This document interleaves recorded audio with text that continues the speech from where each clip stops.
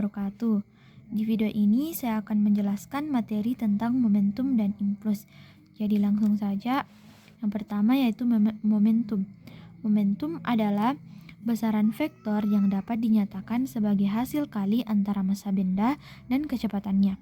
Karena itu, massa dan kecepatan merupakan faktor utama yang mempengaruhi besaran sebuah kekuatan gerak pada benda.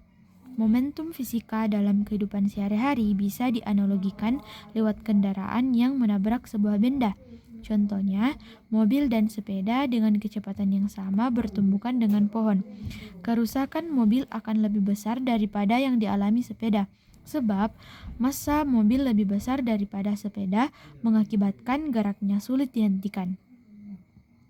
Selanjutnya, rumus dari momentum. Dari persamaan di atas, momentum dalam fisika dihitung dengan rumus persamaan berikut, yaitu P sama dengan M dikali V, di mana P adalah momentum dalam kilogram meter per detik atau kilogram meter per sekon, M adalah massa benda dalam kilogram, V adalah kecepatan benda dalam satuan meter per sekon. Selanjutnya yaitu contoh soal. Suatu benda dengan massa 40 kg bergerak dengan kecepatan 10 meter per sekon. Berapa besaran momentum yang dimiliki benda tersebut? Jawabannya adalah P sama dengan M dikali V, di mana M yaitu 40 dan V adalah 10. Jadi hasilnya adalah 400 kg meter per sekon. Artinya, momentum pada benda tersebut saat bergerak sebesar 400 kg meter per sekon searah dengan arah kecepatannya. Baik, selanjutnya yaitu impuls. Impuls dalam fisika adalah perubahan momentum yang terjadi pada suatu benda akibat gaya yang bekerja padanya dalam selang waktu tertentu. Secara matematis, impuls yang biasa disimbolkan dengan I dirumuskan sebagai I sama dengan F dikali delta T, atau dapat dituliskan dalam hubungannya dengan momentum, yaitu I sama dengan delta P sama dengan M dikali VF dikurang M dikali FI, di mana I adalah impuls dalam satuan NS atau kilogram dikali meter per sekon. F adalah gaya yang bekerja dalam satuan N, delta T adalah selang waktu yang bekerja dalam satuan S, delta P adalah perubahan momentum, M adalah massa benda dalam satuan kilogram, Fi dan VF adalah kecepatan awal dan akhir benda dalam satuan meter per sekon. Contoh dalam kehidupan sehari-hari, ketika kita menangkap bola dengan tangan yang bergerak mundur, kita memperpanjang waktu kontak sehingga gaya yang diterima lebih kecil. Impuls juga berhubungan dengan momentum benda. Jika suatu benda menerima gaya dalam waktu tertentu, momentumnya akan berubah sesuai dengan besar impuls yang diterima. Contoh soal dalam menghitung impuls dari gaya dan waktu.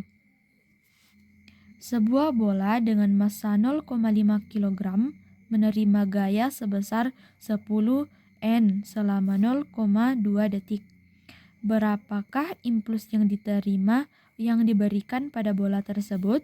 Jawabannya yaitu diketahui F adalah 10 N, delta T adalah 0,2 S. Menggunakan rumus impuls yaitu I sama dengan F dikali delta T, di mana yang telah diketahui dimasukkan 10 dikali dengan 0,2 menghasilkan 2 NS. Selanjutnya, contoh soal tentang menghitung perubahan momentum dari kecepatan awal dan akhir. Sebuah bola bermassa 2 kg bergerak dengan kecepatan awal 4 meter per sekon. Dan setelah terkena gaya, kecepatan berubah menjadi 10 meter per sekon. Hitunglah impuls yang bekerja pada bola tersebut. Penyelesaian diketahui M sama dengan 2 kg, VI adalah 4 meter per sekon, VF adalah 10 meter per sekon, kita menggunakan rumus impuls berdasarkan perubahan momentum, di mana rumusnya adalah I sama dengan delta P sama dengan M dalam VF dikurang VI. Kita masukkan delta P adalah 2 kg 2 VF yaitu 10 meter per sekon, VI yaitu 4 meter per sekon. Lalu hasilnya 2 dikali 6 menghasilkan 12N. Jadi itu contoh soal terkait impuls. Baik, selanjutnya adalah resultan momentum. Resultan momentum adalah jumlah vektor dari semua momentum yang bekerja pada satu sistem benda. Dalam fisika, momentum atau bisa disimbolkan dengan P adalah besaran vektor yang didefinisikan sebagai hasil kali massa dan kecepatan. Rumus dari resultan momentum ada dua, yaitu momentum membentuk siku-siku dan momentum tidak membentuk siku-siku. Yang pertama yaitu momentum membentuk siku-siku dengan rumus P sama dengan akar PX kuadrat ditambah PY kuadrat. Yang kedua, momentum tidak membentuk siku-siku. P sama dengan akar P1 kuadrat ditambah P2 kuadrat ditambah 2 dikali P1 dikali P2 dikali cos theta. Contoh soal, dua benda bergerak dengan arah saling tegak lurus. Benda 1 bermassa 2 kg bergerak ke timur dengan kecepatan 3 meter per sekon. P1-nya adalah 2 kali 3 sama dengan 6 kg meter per sekon. Benda 2 bermassa 4 kg bergerak ke utara dengan kecepatan 2 meter per sekon dengan P2 adalah 4 kali 8 yaitu 4 kali 2 yaitu 8 kg meter per sekon. Yang pertama yaitu hitung resultan momentumnya dengan menggunakan momentum membentuk siku-siku. Yang rumusnya yaitu P sama dengan delta PX kuadrat ditambah PY kuadrat. Lalu kita masukkan yaitu PX kuadrat yaitu 6 kuadrat ditambah PY kuadrat yaitu 8 kuadrat menghasilkan 36 tambah 6 4 yaitu 100. Akar dari 100 adalah 10 kg meter per sekon dengan arah diagonal timur laut. Yang kedua, tidak membentuk siku-siku dengan menggunakan sudut 60 derajat. Ini soalnya. Rumusnya yaitu P sama dengan akar P1 kuadrat ditambah P2 kuadrat ditambah 2 dikali P1 dikali P2 dikali cos theta. Lalu kita masukkan 6 kuadrat ditambah 8 kuadrat ditambah 2 dikali 6 dikali 8 dikali cos 60. Yaitu hasilnya akar 36 ditambah 64 dikali 96 dikali cos 60 yaitu 0,5. Yaitu akar 148 yang menghasilkan 12,16 kg meter per sekon dengan arah sesuai resultan vektor. Jadi itu materi terkait tentang resultan momentum. Selanjutnya yaitu kekekalan momentum. Hukum kekekalan momentum menyatakan bahwa jumlah momentum total dalam satu sistem tertutup tidak ada gaya eksternal selalu tetap sebelum dan sesudah suatu peristiwa, misalnya tumbukan atau ledakan. Secara matematis, hukum ditulis sebagai P awal sama dengan P akhir atau dapat dituliskan M1 V1I ditambah M2 V2I sama dengan M1 dikali VIF ditambah M2 dikali V2F, di mana MI dan M2, M1 dan M2 adalah massa benda 1 dan 2.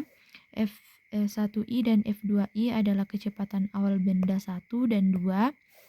F1 V1F dan V2F adalah kecepatan akhir benda 1 dan 2. Hukum ini berlaku dalam berbagai jenis tumbukan termasuk tumbukan lenting sempurna, kedua tumbukan tidak lenting sempurna, dan yang ketiga tumbukan tidak lenting sama sekali. Masuk ke contoh soal. Dalam dua benda bertumbukan dan bergerak terpisah. Sebuah bola bermassa 2 kg bergerak ke kanan dengan kecepatan 4 meter per sekon, lalu menumbuk bola lain bermassa 3 kg yang diam. Setelah tumbukan, bola pertama bergerak dengan kecepatan 2 meter per sekon ke kanan. Berapakah kecepatan bola kedua setelah tumbukan?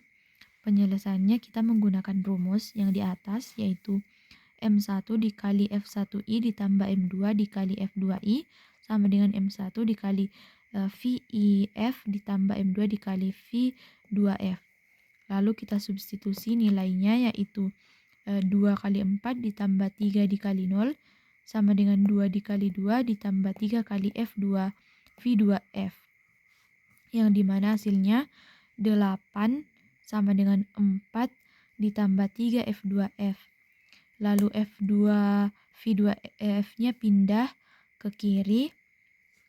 Lalu ini 4 turun. Jadi hasilnya yaitu V2F sama dengan 4 dibagi dengan 3. Yang hasilnya 1,33 meter per sekon. Jadi kecepatan bola kedua setelah tumbukan adalah 1,33 meter per sekon ke kanan.